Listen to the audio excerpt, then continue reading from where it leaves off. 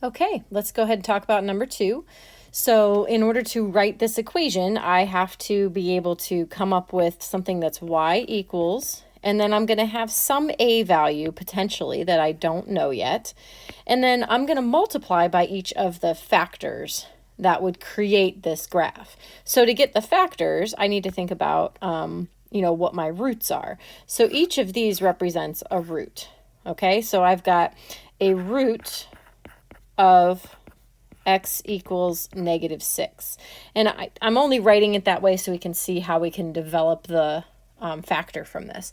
So the factor itself comes from, thinking about what was our equation that we solved that was set equal to 0 that gave us x equals -6. So really, guys, just take this equation and add 6 to both sides. That's your factor. So our factor is x plus 6. So let's do that for the other two roots. So I've got a root of x equals -3 leads to a factor of x plus 3. And then I have a root of x equals 2, which will lead to a factor of x minus 2. So now I've got my three factors. I'm going to write those in my equation. So x plus 6 times x minus 2 times x plus 3. Now there's one more thing we need to look at here that's really important for our equation, and that's the fact that right here at x equals -3, we see that it bounces off of the x-axis. So if you think about what we talked about in the notes, those bounces mean that you have a factor that's used more than once. So because it's a bounce, we know it's used an even number of times. I'm going to start with the smallest even number I can and hope that that works. Okay, and if it doesn't, I can try another one. But also looking at the number of turns there are in this graph, here's 1, 2, 3 turns. If you remember, there was always one less turn than the highest power.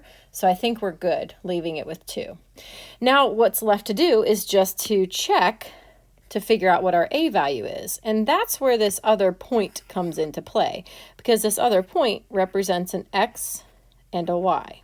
I've got it x equals 0 and y equals -72.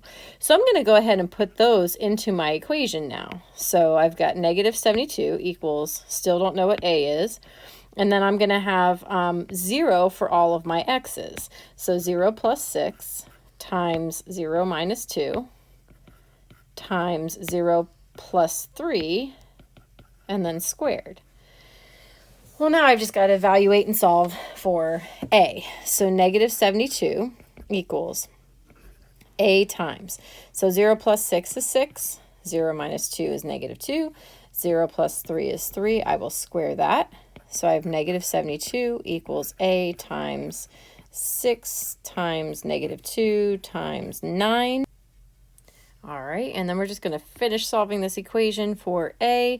So I get -72 equals a times, I believe that's -108, which remember is just -108 times a.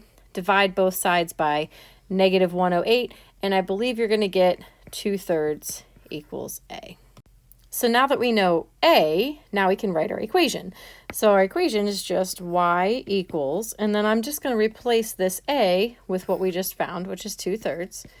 And then everything else we wrote originally stays the same. And then that's our equation.